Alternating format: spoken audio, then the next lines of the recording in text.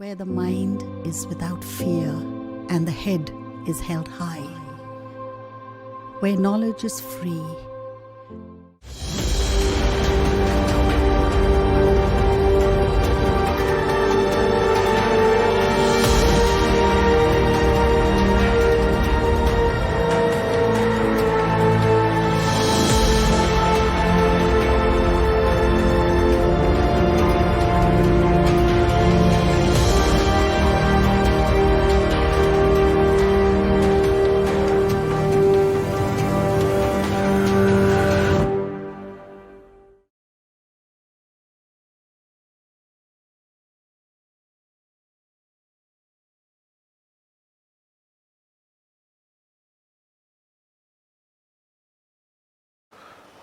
আজকে আমি পড়াবো নবম শ্রেণীর ভৌতবিজ্ঞান।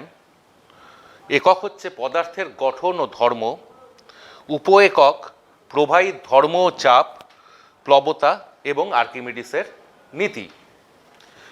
আমার নাম হচ্ছে শুভ্রশঙ্কর মিশ্র।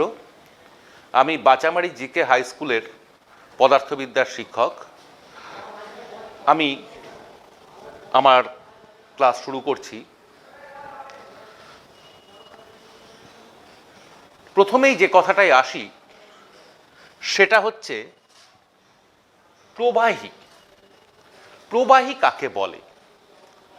আমরা জানি যে কঠিন পদার্থকে যেখানে রাখা হয় সেটা সেখানেই স্থির অবস্থায় থাকে, কিন্তু তরল বা গ্যাসীয় পদার্থ এক স্থান থেকে অন্য স্থানে প্রবাহিত হয়ে চলে যায়।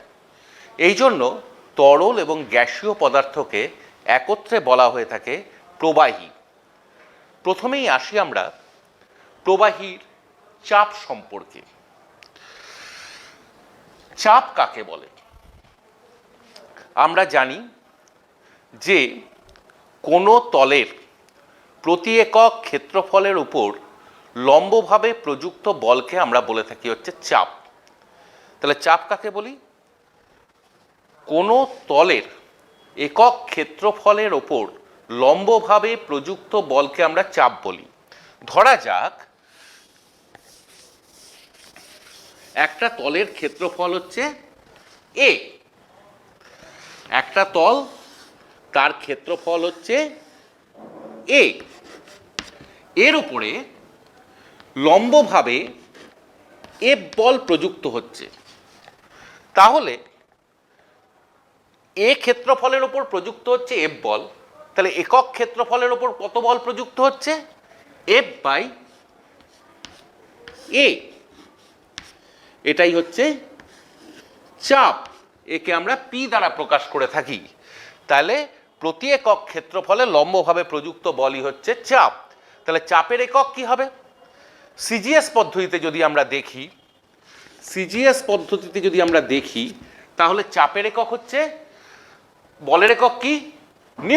বলের একক হচ্ছে সিজিএস পদ্ধতিতে ডাইন। আর ক্ষেত্রফলের একক কি? সিজিএস পদ্ধতিতে ক্ষেত্রফলের একক হচ্ছে সেন্টিমিটার স্কোয়ার। তাহলে সিজিএস পদ্ধতিতে চাপের একক হবে ডাইন পার সেন্টিমিটার স্কোয়ার। এসআই পদ্ধতিতে বলের একক কি? এসআই পদ্ধতিতে বলের একক হচ্ছে নিউটন, ক্ষেত্রফলের একক কি? Metre square. তাহলে এসআই পদ্ধতিতে চাপের একক হবে নিউটন পার মিটার স্কোয়ার। এই নিউটন পার মিটার স্কোয়ারের আরেকটা নাম আছে, এটাকে আমরা বলে থাকি পাস্কাল। একে পিএ অক্ষর দ্বারা প্রকাশ করা হয়। এটার আরেকটা নাম হচ্ছে পাস্কাল এককটার। এখন দুটো এককের মধ্যে সম্পর্ক কি? যদি আমরা সম্পর্ক প্রতিষ্ঠা করতে চাই বা সম্পর্ক স্থাপন করতে চাই, তাহলে 1 newton per metre square. 1 newton সমান কত? 1 নিউটন সমান হচ্ছে 10⁵ ডাইন। আর 1 মিটার স্কোয়ার মানে হচ্ছে 10⁴ সেন্টিমিটার স্কোয়ার। তার মানে কি হলো?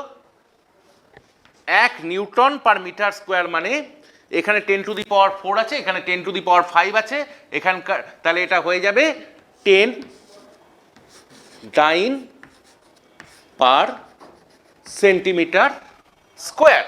তাহলে 1 নিউটন পার মিটার স্কোয়ার মানে হচ্ছে 10 ডাইন পার সেন্টিমিটার স্কোয়ার। আমরা এতক্ষণ চাপ সম্বন্ধে জানলাম। চাপ হচ্ছে স্কেলার রাশি, এর শুধু মান আছে, এর কিন্তু কোনো দিক নাই। এরপরে যেটা আমরা আসি সেটা হচ্ছে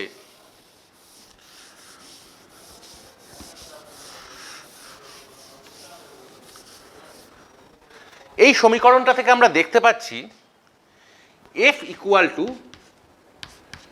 P ইন্টু A।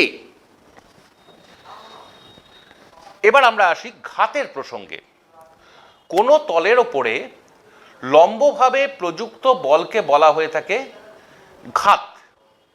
কোনো তলের ওপরে লম্বভাবে প্রযুক্ত বলকে বলা হয়ে থাকে ঘাত। এখানে এ তলের ওপরে, ক্ষেত্রফলের ওপরে টোটাল বল কত কাজ করছে? লম্বভাবে প্রযুক্ত বল F। তাহলে এখানে এ তলের ওপর ক্রিয়াশীল ঘাতের মান হলো F। ঘাতের একক এবং বলের একক হচ্ছে অভিন্ন। তাহলে ঘাতের একক কি হবে?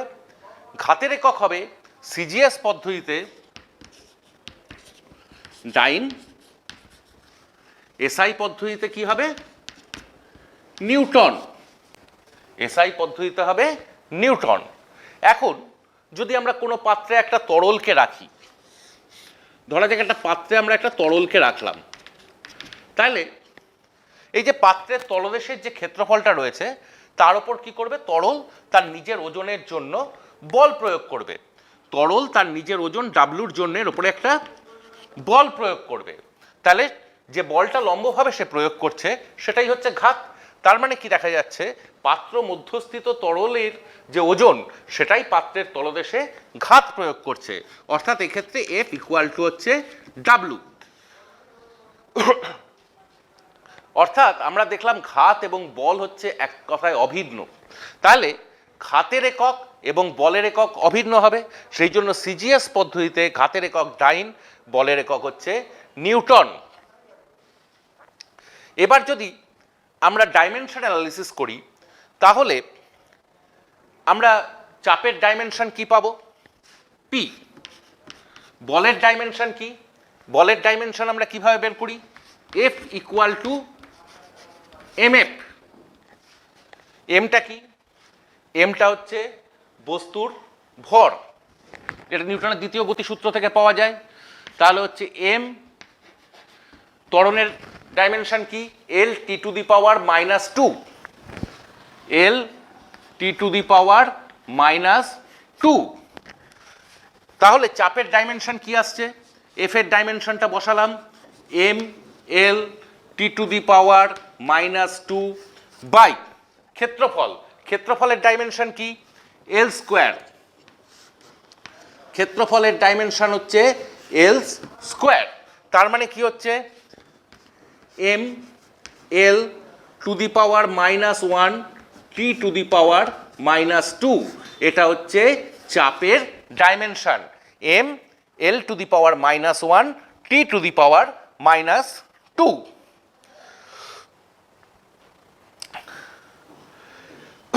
এরপরে আর ঘাতের ডাইমেনশন কি হবে? ঘাতের ডাইমেনশন আর বলের ডাইমেনশন অভিন্ন। M L T to the power -2। তাহলে আমরা এত ঘাত কিন্তু যেহেতু বল আর ঘাত অভিন্ন, এর কিন্তু মানও আছে, দিকও আছে। সেই জন্য ঘাত কিন্তু ভেক্টর রাশি। এটা কিন্তু মাথায় রাখতে হবে।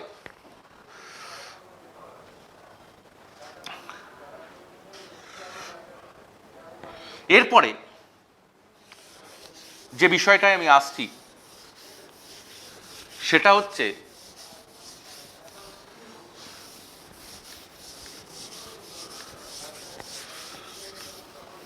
তরলের কোনো বিন্দুতে, তরলের মধ্যস্থিত কোনো বিন্দুতে আমরা চাপ কিভাবে নির্ণয় করি।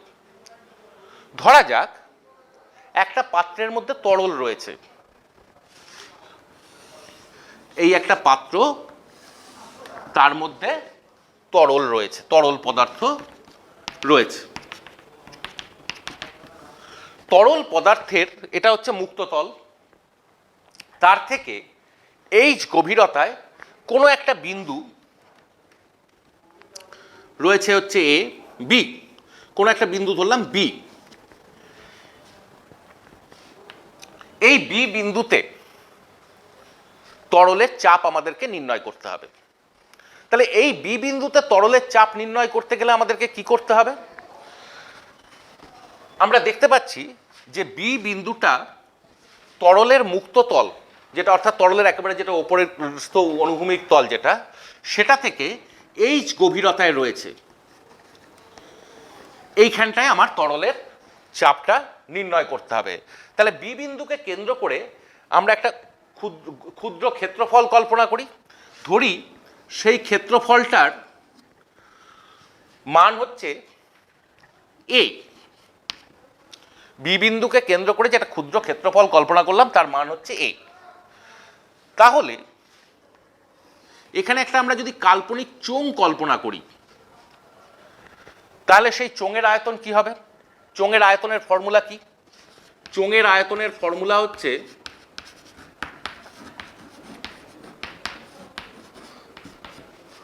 ভূমির ক্ষেত্রফল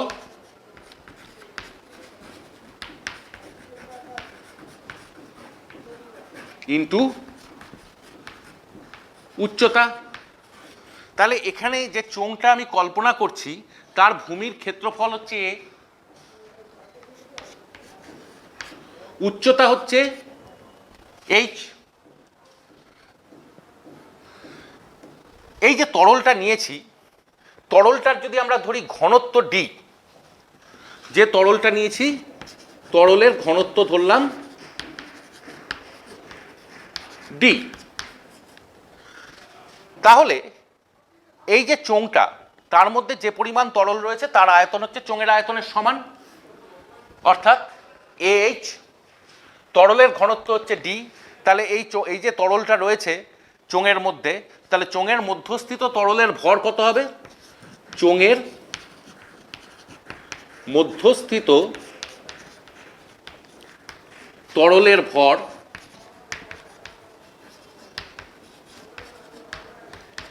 এ এইচ ইন্টু ডি, অর্থাৎ চোঙের মধ্যস্থিত তরলের আয়তনকে তরলের ঘনত্ব দিয়ে আমরা গুণ করলে চোঙের মধ্যস্থিত তরলের ভর পাবো।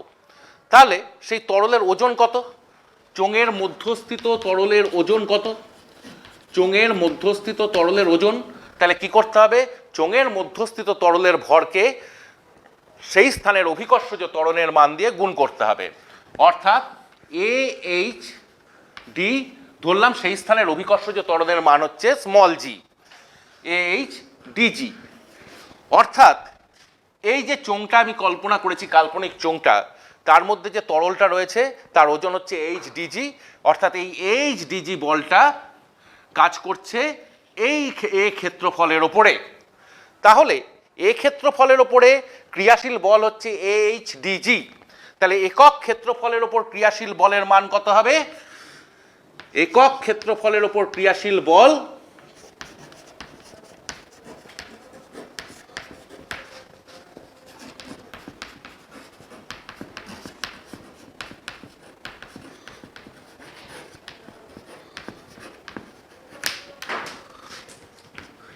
এইচ ডিজি বাই এ সমান এইচ ডিজি। অর্থাৎ তরলের মধ্যস্থিত কোনো বিন্দুতে যদি আমরা চাপ নির্ণয় করতে চাই তার ফর্মুলা হচ্ছে তার গভীরতা,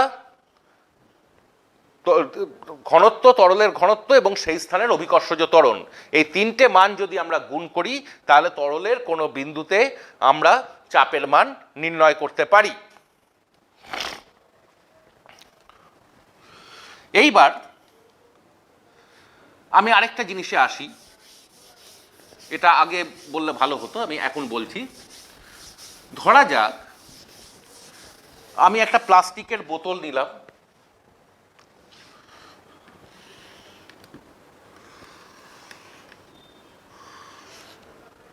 প্লাস্টিকের বোতলের মধ্যে একটা অনুভূমিক রেখা কল্পনা করলাম, এর ভিতরে তরল রয়েছে।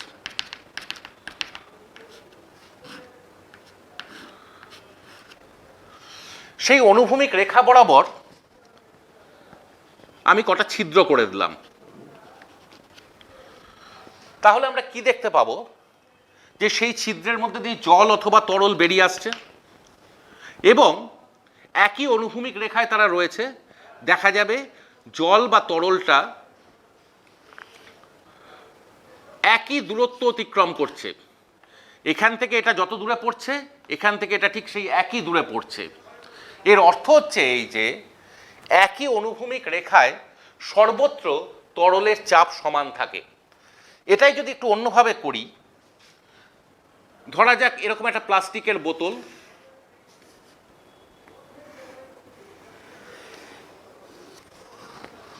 তার উপরে তার মধ্যে আমি তরল ভরলাম, তার বিভিন্ন গভীরতায় আমি 3টে ছিদ্র করলাম। তাহলে আমাদের বাস্তব অভিজ্ঞতায় আমরা কি দেখি, যে এই ছিদ্র থেকে জল বা তরল সবচেয়ে কাছে পড়ছে, এই ছিদ্র থেকে একটু দূরে পড়ছে, এই ছিদ্র থেকে সবচেয়ে বেশি দূরে পড়ছে। তাহলে এটার থেকে আমরা কি সিদ্ধান্তে আসতে পারি, যে তরলের যত গভীরে যাওয়া যাবে তত তরল পদার্থ তত বেশি চাপ প্রয়োগ করে। আর এখান থেকে এলাম একই অনুভূমিক তলের সর্বত্র তরলের চাপ হচ্ছে সমান। আরেকটা জিনিস আমি কল্পনা করি, ধরা যাক একটা পাত্রের মধ্যে জল আছে, তার মধ্যে আমি একটা প্লাস্টিকের বলকে ডুবাচ্ছি। ধরা যাক প্লাস্টিকের বলকে ডুবাচ্ছি, তাহলে আমি এদিক দিয়ে চাপ প্রয়োগ করছি, চাপ প্রয়োগ করে তাকে ডুবাচ্ছি। আমরা কি দেখতে পাই, যে মুহূর্তে আমি চাপটা সরিয়ে নেব, বলটা আবার পুনরায় ভেসে উঠবে। এর অর্থ হচ্ছে যে বলের ওপর আমি যেমন চাপ প্রয়োগ করে তাকে তরলের ভিতর প্রবেশ করাচ্ছি, তরলও তেমনি বলের ওপর একটা ঊর্ধ্বমুখী চাপ দিচ্ছে।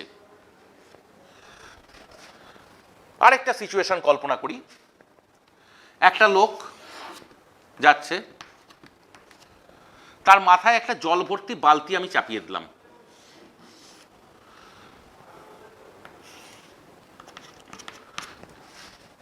বালতিটা কি করবে, লোকটার মাথার উপরে চাপ প্রয়োগ করবে। বালতিটা লোকটার মাথার উপরে বল বা চাপ প্রয়োগ করবে।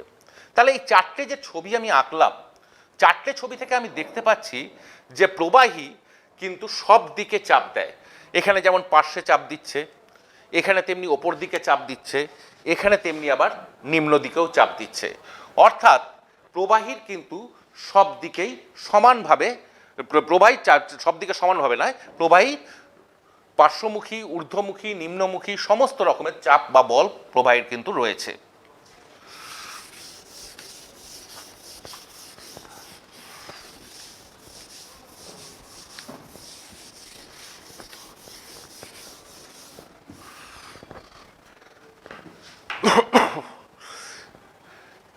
এবার একই অনুভূমিক রেখার সর্বত্র যে প্রবাহী চাপ দেয়, এটা আমরা একটা ধর্মের সাহায্যে দেখাতে পারি, সেটা হচ্ছে তরলের বা জলের সমোচ্চশীলতা ধর্ম। আমরা যদি এরকম বিভিন্ন আকারের পাত্র নিই,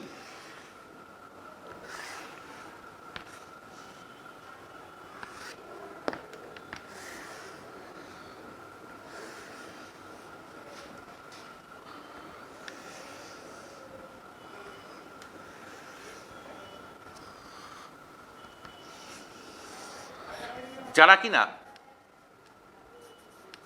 একটা নলের মাধ্যমে ইন্টারকানেক্টেড, এবং যে কোনো একটা পাত্রের মধ্যে যদি জল ঢালি, তাহলে আমরা দেখব সব পাত্রেই জলের তল কিন্তু একই উচ্চতায় থাকে।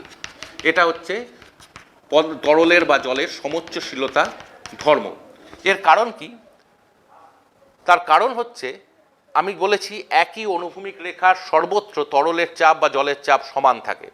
তাহলে এটা যদি এ বিন্দু ধরি, এটা যদি বি বিন্দু ধরি, এটা যদি সি বিন্দু ধরি, তাহলে প্রত্যেকটার ক্ষেত্রে যদি এই উচ্চতাটা এই যদি সমান হয়, তাহলেই কেবলমাত্র এই তিনটে বিন্দুতে চাপের মান সমান থাকবে। কোনোটার যদি এইচ বেশি হয়ে যায় তাহলে কিন্তু চাপের মান সমান থাকবে না। কিন্তু আমরা দেখতে পাচ্ছি তিনটে পাত্রে কিন্তু তরলের পরিমাণটা কিন্তু ভিন্ন ভিন্ন, কিন্তু তরলের পরিমাণের ওপর চাপের পরিমাণটা নির্ভর করে না, নির্ভর করে কেবলমাত্র তরলের উচ্চতার ওপরে। তাহলে এ বি সি এই যে তিনটে বিন্দু সবগুলোই একই অনুভূমিক রেখায় আছে এবং সবগুলোর থেকেই তরলের মুক্ততলের উচ্চতা হচ্ছে এইচ। তাহলে তিনটেতেই একই রকম চাপ পড়ছে, কেননা তরলের ঘনত্বটা ওই ক্ষেত্রে অপরিবর্তনশীল এবং যে স্থানে পরীক্ষা করা হচ্ছে সেই স্থানের অভিকর্ষজ ত্বরণ নির্দিষ্ট। সেই জন্য এইচ ডি জি প্রত্যেকটার ক্ষেত্রেই চাপের মান হচ্ছে এক্ষেত্রে এইচ ডি জি। এই সমোচ্চশীলতা ধর্মকে কাজে লাগিয়ে শহরাঞ্চলের উঁচু ট্যাঙ্ক থেকে বিভিন্ন জায়গায় শহরে জল সরবরাহ করা হয়। তরলের চাপ যে তরলের পরিমাণের উপর নির্ভর করে না, তরলের উচ্চতার উপর নির্ভর করে, সেটা আরেকটা পরীক্ষার সাহায্যে দেখানো যায়। একটা কাঠের বা মাটির জ্বালা যদি আমরা নিই, সেটাকে জলপূর্ণ করলাম, সেটাকে জলপূর্ণ যদি করা হয় তাহলে দেখা যাবে সেটা জল ধারণ করে রাখতে পারছে। এবার এর ভিতরে একটা লম্বা সরু নল ঢুকিয়ে দিলাম। লম্বা সরু নল যদি আমরা ঢুকিয়ে দিই এবং সেই লম্বা সরু নলের ভিতর যদি আমরা ক্রমাগত জল ঢালতে থাকি, তাহলে এক সময় দেখা যাবে যে জ্বালাটা ফেটে যাচ্ছে। তার কারণ কি, এখানে যত বেশি উচ্চতায় জল উঠছে তত বেশি জলের চাপ বাড়ছে। এক সময় জ্বালাটার চাপ ধারণ ক্ষমতাটার অতিক্রম যখন করে যাচ্ছে সেই মুহূর্তে কিন্তু জ্বালাটা ফেটে যাচ্ছে। এতক্ষণ আমি যেটা পড়ালাম প্রবাহীর একটা অংশ, সেটা হচ্ছে তরলের চাপ। এবার প্রবাহীর আরেকটা অংশ হচ্ছে বায়ু। বায়ুও একইভাবে তরলের মতো চাপ দেয়। বায়ুর যে চাপ আছে সেটা আমরা এবং খুব সহজেই দেখাতে পারি। কি করতে পারি, একটা টিনের ক্যান নিলাম,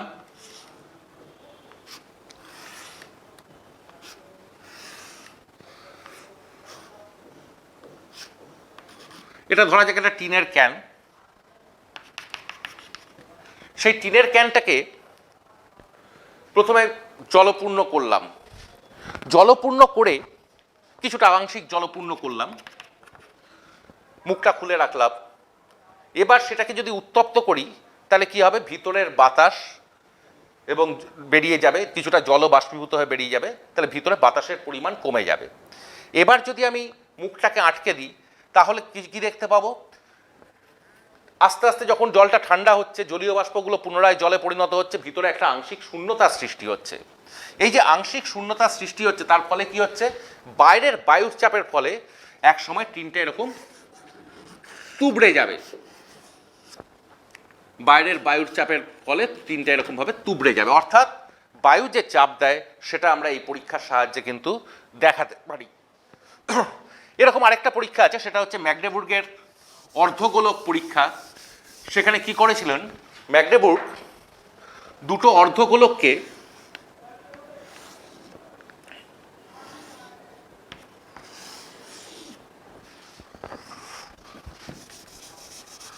পরস্পরের সাথে মুখোমুখিভাবে আটকেছিলেন। এখানে একটা নল ছিল, তার সাথে একটা স্টপককও লাগানো ছিল। এবার বায়ুশূন্য পাম্প দিয়ে সেই দুটো অর্ধগোলককে লাগানোর পর ভিতরের বায়ুটাকে শূন্য করে দেওয়া হয়েছিল। বায়ুশূন্য পাম্প দিয়ে ভ্যাকুয়াম সৃষ্টি করা হয়েছিল। তার ফলে কি হয়েছিল, বাইরের বায়ুর প্রবল চাপে অর্ধগোলক দুটো মুখোমুখি আটকে গেছিল।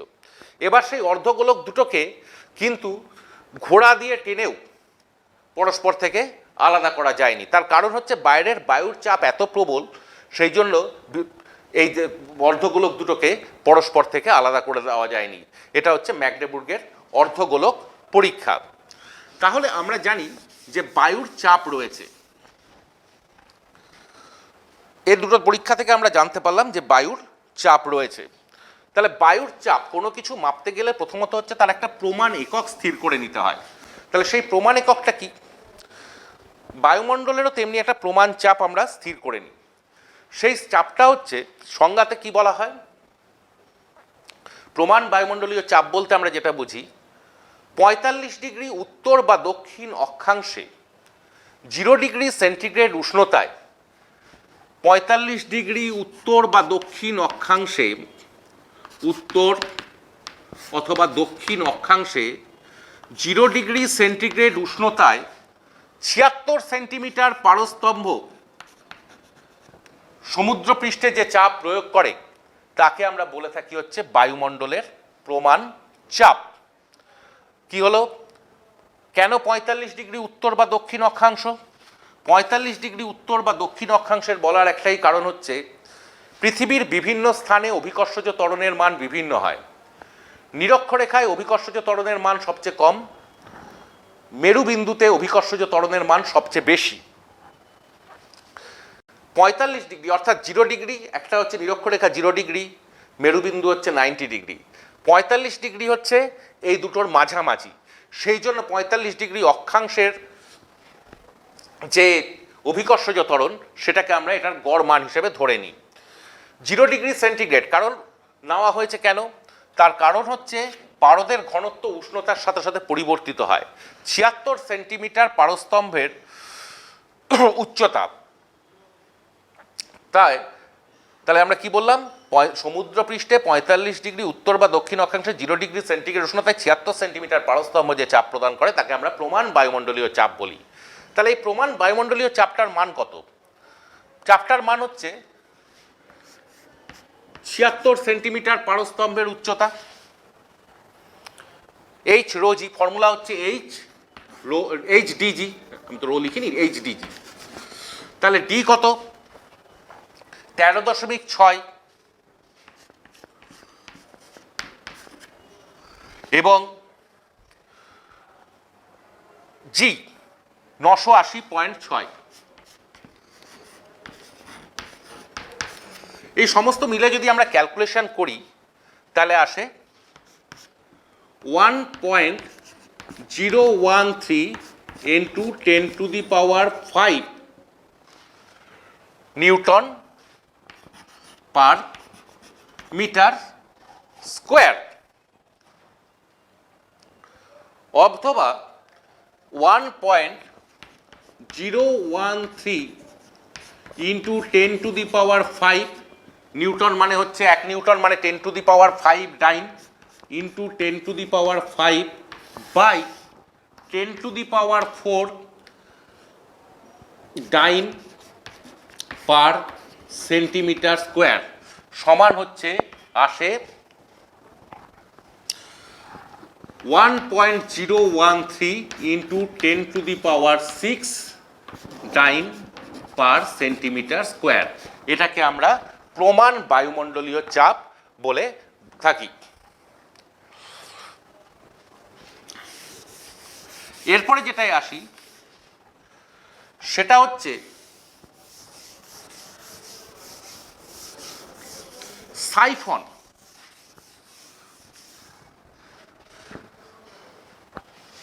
আচ্ছা, সাইফনের আগে আমি যেটাই চলে আসি সেটা হচ্ছে ব্যারোমিটার। ব্যারোমিটার হচ্ছে এমন একটা যন্ত্র যার সাহায্যে আমরা বায়ুমণ্ডলের চাপ মেপে থাকি। তো ব্যারোমিটার যন্ত্রটা কিরকম দেখতে হয়? এইটা হচ্ছে একটা ব্যারোমিটার। ব্যারোমিটারের মূল অংশ যেটা, সেটা হচ্ছে একটা 1 মিটার লম্বা কাঁচনল থাকে। 1 মিটার লম্বা এই কাঁচনলের ভিতরে পারদপূর্ণ অবস্থায় আরেকটা পারদপূর্ণ পাত্রের ওপর তাকে উপুড় করে রাখা হয়। তাহলে এখন বায়ুর চাপে এই পারস্তম্ভটাকে সে ধরে রাখে। এখানটা একটু কাটা থাকে, বাইরের আবরণটা পিতলের আবরণ থাকে, ভিতরেরটা কাঁচ টিউব। এখানটায় হচ্ছে পারদপূর্ণ পাত্র, এর ওপর নিচে শ্যাময় চামড়ার আবরণ থাকে যার মধ্যে দিয়ে বায়ু প্রবেশ করতে পারে সূক্ষ্ম ছিদ্রের মধ্যে দিয়ে, কিন্তু পারদ বেরিয়ে আসতে পারে না। এটা হচ্ছে একটা আইভরি পিন। এখানে হচ্ছে নিচে একটা স্ক্রু থাকে। ব্যারোমিটার দিয়ে কিছু যখন বায়ুর চাপ আমরা মাপি তখন কি করি, নিচের স্ক্রুটাকে ঘুরিয়ে এই আইভরি পিনটাকে পারদপূর্ণ পাত্রের পারদের মুক্ততলে এটাকে স্পর্শ করানো হয়। এই স্ক্রুটার সাহায্যে যখন এটা পারদের মুক্ততলে স্পর্শ করা হয় তখন হচ্ছে মূল স্কেলটা, এখানে একটা মূল স্কেল আছে আর একটা ভার্নিয়ার স্কেল আছে। মূল স্কেলটা তখন মূল স্কেলের 0 দাগ পারদের মুক্ততলকে স্পর্শ করে এবং এটার সাহায্যে ভার্নিয়ার স্কেলকে ওঠানো নামানো যায় এই স্ক্রুটার সাহায্যে, এবং এখানটা থেকে আমরা বায়ুর পাঠ দেখতে পারি। এই যে বায়ুর পাঠটা আমরা দেখি, এর থেকে আমরা কত কিছু সিদ্ধান্তে আসতে পারি। কি কি সিদ্ধান্তে আসতে পারি? যদি দেখি ব্যারোমিটারে বায়ুর চাপ আস্তে আস্তে কমছে, তার কারণ হচ্ছে, তাহলে আমরা বলতে পারি যে বাতাসে জলীয় বাষ্পের পরিমাণ ধীরে ধীরে বাড়ছে। জলীয় বাষ্প যেহেতু বিশুদ্ধ বায়ুর থেকে হালকা, সেই জন্য এক্ষেত্রে বায়ুর চাপ কমছে, অর্থাৎ বৃষ্টি টিষ্টি হওয়ার সম্ভাবনা আছে। যদি কোনো কারণে ব্যারোমিটারের পারস্তম্ভ খুব দ্রুত হারে নামতে থাকে, তাহলে বুঝতে হবে সেই স্থানে নিম্নচাপের সৃষ্টি হয়েছে, তার ফলে প্রচণ্ড দুর্যোগপূর্ণ আবহাওয়া, ঝড় ঝঞ্ঝা এসবের সৃষ্টি হতে পারে।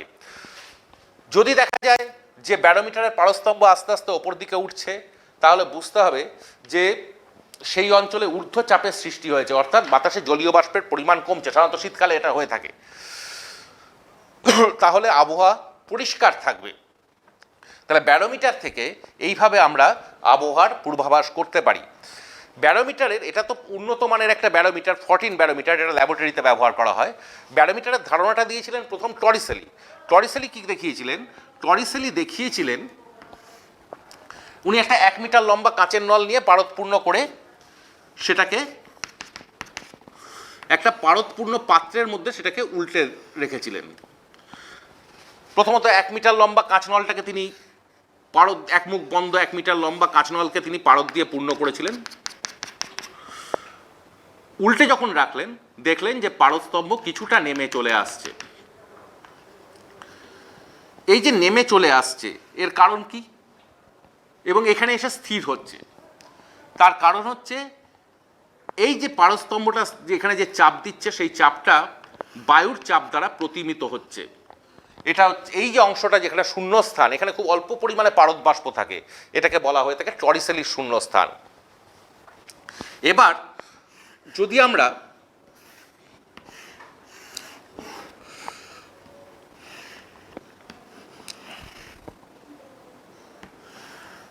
এই নলটাকে একটু কাত করে দিই,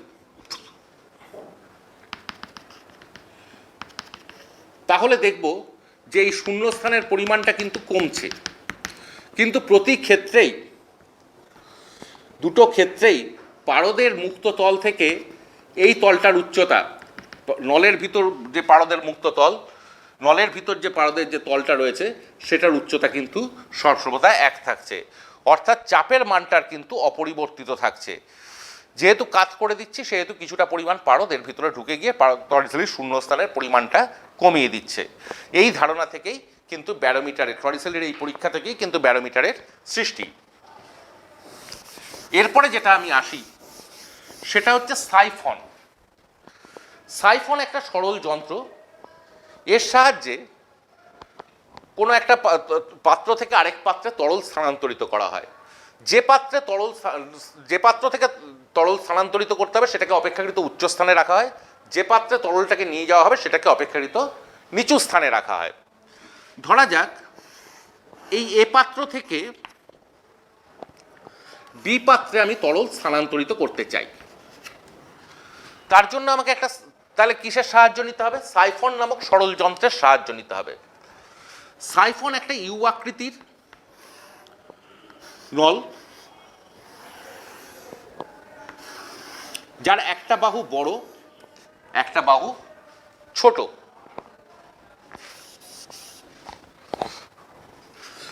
যে পাত্র থেকে তরল স্থানান্তরিত করব সেই পাত্রেতে ছোট মুখটা রাখতে হবে, আর যে পাত্রে তরল স্থানান্তরিত হবে সেই দিকটায় বড় নলটা রাখতে হবে। ছোট নলটা থাকবে এদিকে, যে পাত্র থেকে তরল স্থানান্তরিত করবো, আর যে পাত্রে তরল গিয়ে পড়বে সেটার দিকে বড় নলটা রাখতে হবে। এবার কি করব? প্রথমে নলটাকে, যে তরল স্থানান্তরিত করব, প্রথমে নলটাকে সেই তরল দ্বারা পরিপূর্ণ করে তারপরে সেটাকে 2 আঙুল দিয়ে আটকে সেটাকে উপুর করে দিতে হবে পাত্রের মধ্যে। তাহলে কি দেখতে পাবো? তাহলে আমরা দেখতে পাবো যে তরল পি থেকে কিউ, কিউ থেকে আর, আর থেকে এস এইভাবে প্রবাহিত হয়ে এ পাত্র থেকে বি পাত্রের মধ্যে প্রবেশ করছে। কতক্ষণ চলবে? যতক্ষণ না এই দুটো পাত্রের তরলের তল সমান উচ্চতায় না আসছে, অথবা একটা পাত্রের তরল সম্পূর্ণ নিঃশেষিত না হচ্ছে, অথবা সাইফনের ছোট নলটা এই পাত্রের তরলের তল থেকে বেরিয়ে যাচ্ছে, অথবা স্থানটা যতক্ষণ না আমরা বায়ুশূন্য করছি। তাহলে কিভাবে যাচ্ছে? যেহেতু এই দুটো তলের মধ্যে গ্যাপটা খুব কম, সেই জন্য বায়ুমণ্ডলের চাপের লক্ষণীয় কোনো পরিবর্তন হয় না। অর্থাৎ এখানেও যদি আমি বায়ুমণ্ডল যদি পিএ পরিমাণ চাপ দেয় এই তরলের মুক্ত তলের ওপর, এই তরলের মুক্ত তলের ওপরেও সে কিন্তু পিএ পরিমাণ চাপই দেবে। এইবার ধরলাম তরলের মুক্ত তল থেকে এই ছোট নলটার এই বিন্দুর উচ্চতা হচ্ছে H1, আর এই তরলের মুক্ত তল থেকে এই বিন্দুটার উচ্চতা হচ্ছে, আর বিন্দুটার উচ্চতা হচ্ছে H2। ছবি থেকে আমরা পরিষ্কার বুঝতে পারছি যে H1টা সবসময় H2 থেকে ছোট, H1 লেস দ্যান H2। যে তরলটাকে স্থানান্তরিত করছি তার ঘনত্ব যদি আমরা ধরি D, তাহলে কিউ বিন্দুতে তরলের চাপ কত? কিউ বিন্দুতে তরলের চাপ হচ্ছে পি কিউ, ধরলাম কিউ বিন্দুতে তরলের চাপ হচ্ছে পি কিউ, সমান হচ্ছে কত? বায়ুমণ্ডলের চাপ কত? পিএ মাইনাস H1 উচ্চতার তরল স্তম্ভের চাপ। তাহলে H1 যে তরলটা স্থানান্তরিত করছি তার ঘনত্ব ধরছি ডি, তাহলে H1 ডিজি। একইভাবে আর বিন্দুতে তরলের চাপ কত? পিআর সমান পিএ মাইনাস H2 ডিজি। তাহলে এখান থেকে আমরা পাচ্ছি PA equal to P Q plus H1 DG. এখান থেকে পাচ্ছি PA equal to PR plus H2 DG. দু জায়গার বায়ুমণ্ডলীয় চাপকে যদি আমরা সমান করে দিই তাহলে আমরা কি পাচ্ছি? P Q plus H1 d g equal to PR plus H2 d g. তাহলে পি কিউ মাইনাস পিআর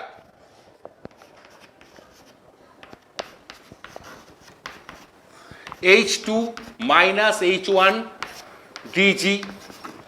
যেহেতু H2 গ্রেটার দ্যান H1, যেহেতু H2 গ্রেটার দ্যান H1, তাহলে পি কিউ মাইনাস পিআর অর্থাৎ কিউ বিন্দুতে চাপ আর বিন্দুতে চাপ পের তুলনায় সবসময় বেশি হবে।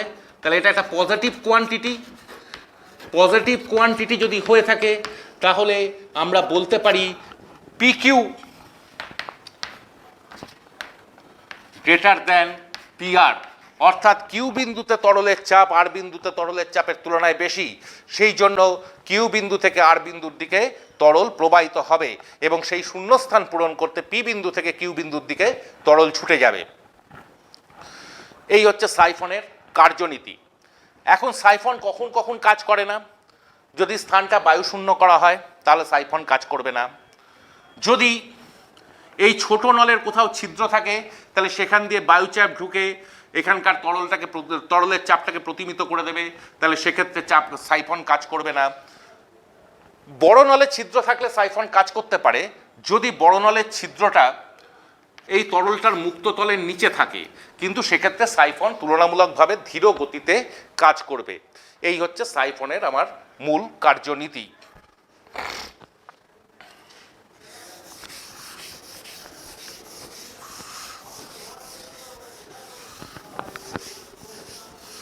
এরপরে যেটা আসি সেটা হচ্ছে আসছি আমি প্লবতাপ।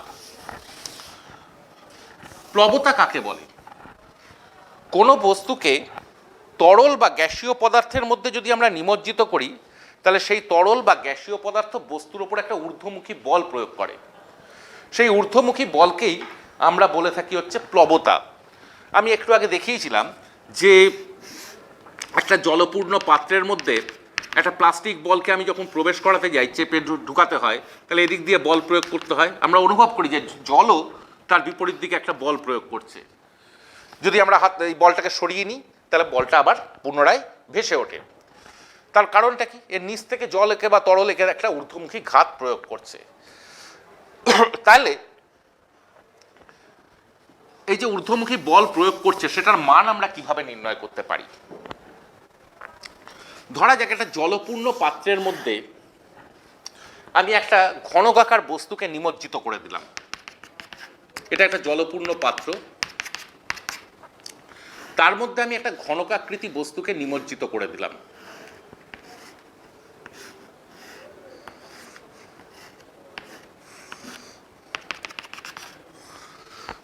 এটার তলগুলোর নাম দিই এ, বি, সি, ডি, ই, এফ,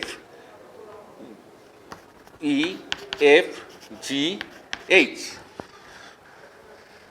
এটা হচ্ছে তরলটার মুক্ত তল। দেখা যাচ্ছে ঘনকের যে 6টা তল রয়েছে তার মধ্যে 4টে পার্শ্বতল রয়েছে। এক্ষেত্রে এটা একটা পার্শ্বতল, এটা একটা পার্শ্বতল, এটা একটা, আর পিছন দিকে আরেকটা পার্শ্বতল। এই পার্শ্বতলগুলোতে সব জায়গাতেই বিপরীতমুখী ঘাত বল ক্রিয়া করার জন্য সেটা প্রশমিত হয়ে যাচ্ছে, কারণ এখানে একই অনুভূমিক তলে এদিক থেকে যে বলটা কাজ করছে এদিক থেকেও ঠিক সেই বলটা কাজ করছে। একইভাবে এদিক থেকে যদি এফ বল কাজ করে ঠিক তার বিপরীতে ঠিক একই অনুভূমিক তলে একই বল কাজ করছে এফ, তাহলে সেটাকে সে প্রতিমিত করে দিচ্ছে। কিন্তু একেবারে যেটা ছাদের তল আর একেবারে যেটা মাটির তল, সেই দুটো কিন্তু তরলের মধ্যে বিভিন্ন গভীরতায় রয়েছে। তরলের মুক্ত তল থেকে সে দুটো কিন্তু বিভিন্ন গভীরতায় রয়েছে। কিরকম? এবিসিডি তলটা তরলের মুক্ত তল থেকে রয়েছে H1 গভীরতায়। একইভাবে EFGH তলটা তরলের মুক্ত তল থেকে রয়েছে H2 গভীরতায়। ধরলাম ঘনকের প্রতিটা তলের ক্ষেত্রফল হচ্ছে এ। ঘনকের প্রতিটা তলের ক্ষেত্রফল যদি আমার এ হয়, এ ছোট হাতের এ ধরি, ওখানে একটা এ লিখেছি। ঘনকের প্রতিতলের ক্ষেত্রফল যদি আমি ধরি স্মল এ, তাহলে এবিসিডি তলে কত বল কাজ করছে? এবিসিডি তলে ক্রিয়াশীল বল এটা নিচের দিকে কাজ করছে। ক্রিয়াশীল নিম্নমুখী বল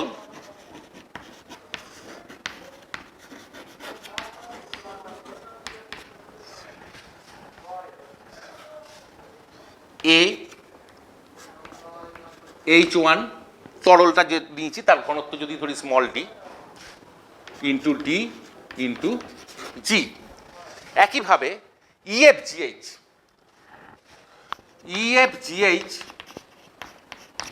তলে ক্রিয়াশীল, এখানে যে বলটা কাজ করছে সেটা আবার ঊর্ধ্বমুখে কাজ করছে।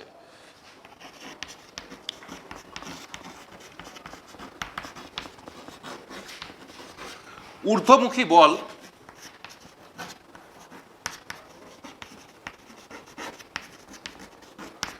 এই তলটার যদি ক্ষেত্রফল এ হয়, তার বিপরীত তলেরও ক্ষেত্রফল এ হবে, A into H2 into d into G.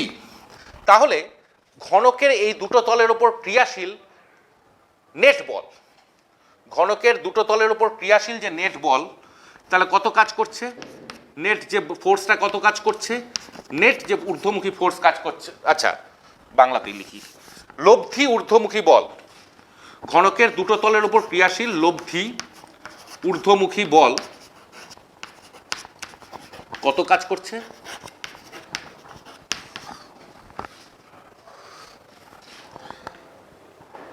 A H2 d g minus A H1 d g. তার মানে A H2 minus H1 d into g. H2 minus H1 এটা কি? তলদেশের ক্ষেত্রফল। এইচটা কি? H2 মাইনাস H1 হচ্ছে এই দুটো তলের মধ্যে উচ্চতার ডিফারেন্স। তার মানে কি হলো? এটা হয়ে গেল এই ঘনকটার আয়তন ভিডিজি। এই ভিডিজিটাই হচ্ছে ঘনকটার ওপর ক্রিয়াশীল প্লবতার মান। তাহলে প্লবতা বলতে আমরা কি বুঝি? প্লবতার সাংখ্যিক মান কত হবে? প্লবতার সাংখ্যিক মান হচ্ছে বস্তুর নিমজ্জিত অংশের আয়তন, এখানে সেটা ভি, তরলের ঘনত্বর এবং সেই স্থানের অভিকর্ষজ ত্বরণের গুণফলের সমান হচ্ছে প্লবতা।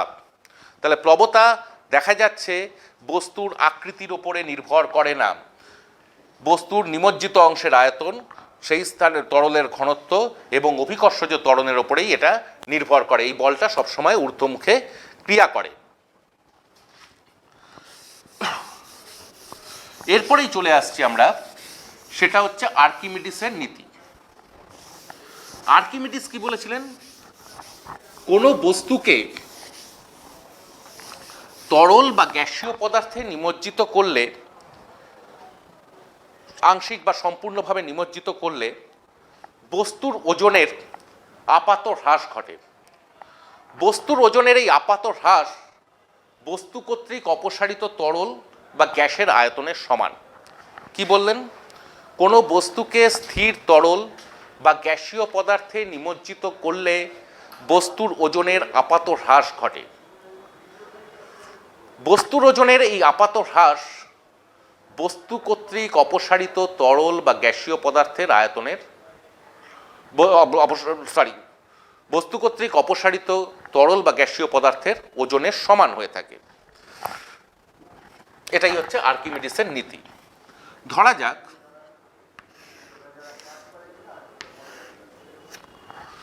ভি আয়তনের বস্তুকে ভি ঘনত্বের তরলে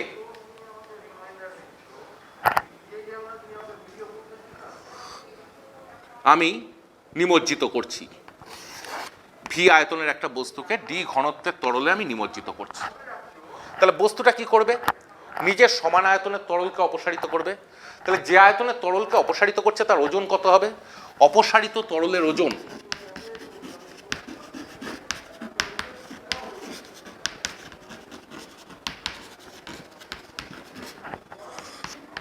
এটা হচ্ছে বস্তুর আয়তন ইকুয়াল টু অপসারিত তরলের আয়তন ইন্টু তরলের ঘনত্ব ডি ইন্টু জি। ধরলাম বস্তুটার নিজের ঘনত্ব ছিল রো, বস্তুর উপাদানের ঘনত্ব ছিল হচ্ছে রো। তাহলে বস্তুটার ওজন কত ছিল? ভি আয়তন বস্তুর ওজন ছিল ভি রো জি। তাহলে বস্তুর ওজনের আপাত হ্রাস কত হলো? বায়ুতে তাহলে বস্তুর ওজন ছিল ভি রো জি, অপসারিত তরলের ওজন হচ্ছে ভি ডি জি। যখন আমি ওকে তরলে নিমজ্জিত করছি তাহলে বস্তুর ওজন হ্রাস কতটা হলো, বা বস্তুর আপাত ওজন কমে কত দাঁড়ালো? তাহলে বস্তু নিমজ্জিত অবস্থায় বস্তুর ওজন কত দাঁড়াবে? নিমজ্জিত অবস্থায়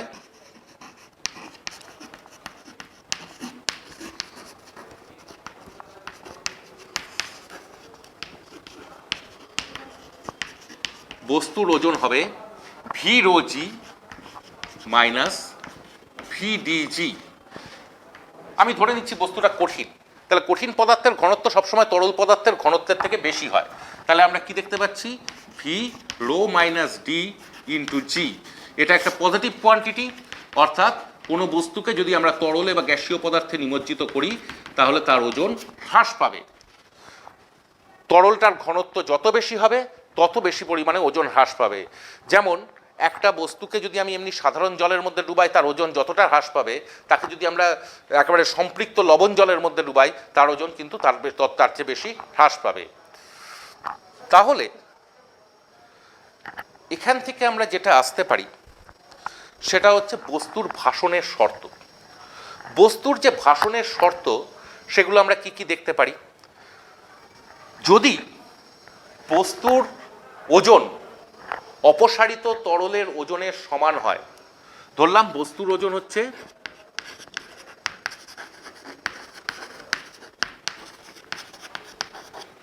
ডাব্লু, অপসারিত